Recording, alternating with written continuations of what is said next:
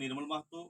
आज मैं झारखंड राज्य के बोकारो जिला के नवाडी प्रखंड पहुंचा हूं और चपरी पंचायत के अजबेला गांव पहुंचे हैं। यहाँ एक प्रत्याशी आए हैं, उनसे बातचीत करते हैं।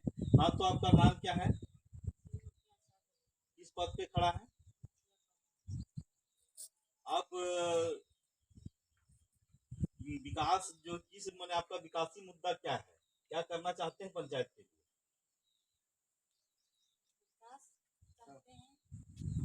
कैसा विकास करना चाहते हैं पंचायत?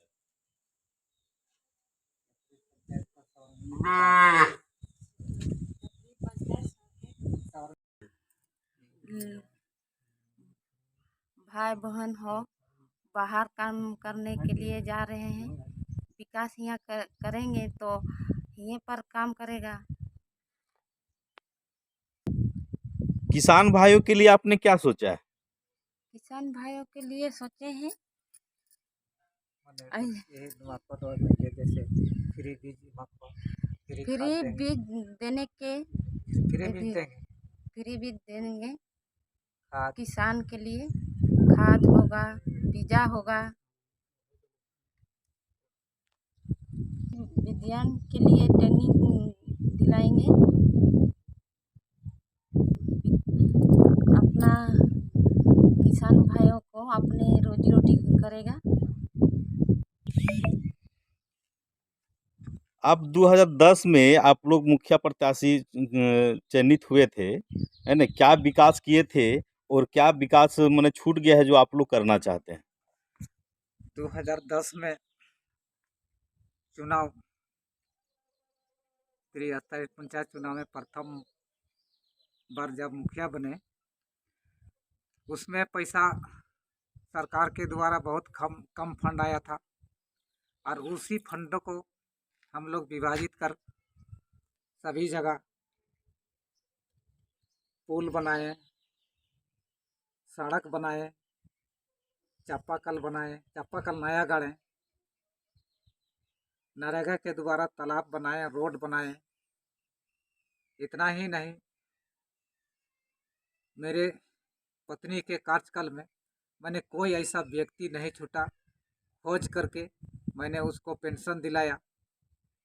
सभी चीज़ से मैंने अपना कार्यकाल में कोई ऐसा व्यक्ति नहीं है कि उसको हम काम नहीं दिए, चाहे नरेगा के माध्यम से हो, चाहे हमारा विभाग के माध्यम से हो, चाहे वित्त आयोग के विभाग से हो। मैंने सारा आदमी का जितना समर्थ पैसा आया था उसका मैंने सभी जगह सभी वार्ड में विभाजित कर सभी को मैंने काम दिया। अब ऐसा क्या विकास का मुद्दा छूट गया है जो इस बार आप पंचायत चुनाव मैदान में आए हैं?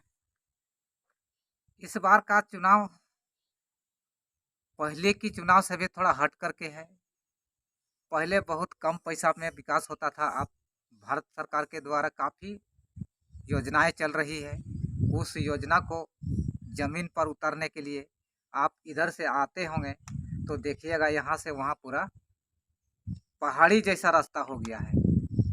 इसका देखने वाला कोई नहीं है। मैंने कई एक उच्च अधिकारी से भी ये बात रखें, हमारे माननीय मंत्री से भी ये बात रखें, लेकिन हंस करके पार कर देते हैं। काम मेरा कुछ नहीं हुआ है। मेरा उद्देश्य एक ही है कि मैं इस पंचायत को मॉडल पंचायत बनाना है। कहीं ऐसा कोई ऐसा घर नहीं रहे जो नहीं कह सकता है 5 साल में कि हमारे पास कुछ काम नहीं हुआ है। ऐसा काम करके हम दिखाएंगे। ये आप लोग को अगर इस बार हम लोग जनता का समर्थन मिल रहा है जिस हिसाब से, अगर इस बार आ गया तो समझे कि ये बेला नगरी कहलाएगा। चपरी नगरी, बेला नगरी, कोई भी गांव को हम नगरी का दर्जा देंगे। जिस तरह से आपका रांची में समतल रोड है ना, उससे भी बेहतरीन रोड का मैं निर्माण करूंगा।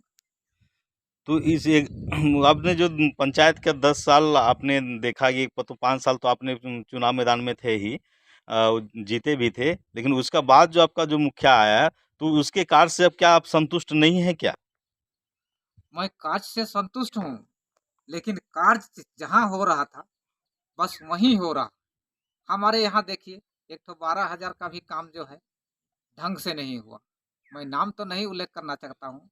मैं किसी भी समाज वर्ग से मैं या किसी भी परछाई हो या किसी भी मेरा वर्तमान मुखिया हो, मुझे कोई उनसे शिकायत नहीं है। लेकिन उनका पंचायत था, उनको देखना चाहिए था कि कौन जनता कहाँ पर क्या कमी है।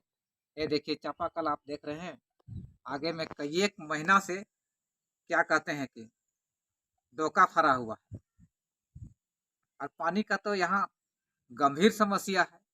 लोगों तक पानी पहुँचाने का एक लक्ष्य रखा, लेकिन वो लक्ष्य भी सरकार के माध्यम से नहीं पहुँचा। मैं मुखिया को भी दोषी नहीं देता हूँ, मैंने लेकिन पंचायत में विकास कार्य हुआ, लेकिन आपके हमारे क्षेत्र में नहीं तो हुआ। आपके टोले में नहीं हुआ, आपके वार्ड में नहीं हमारे हुआ, क्षेत्र वार्ड का नहीं है, हमारे गांव में नहीं हुआ। हुआ थोड़ा बहुत, जैसे यानी कि आपका आपके बेला गांव में विकास नहीं हुआ। बेला गांव में विकास हुआ, चपरी में विकास नहीं हुआ।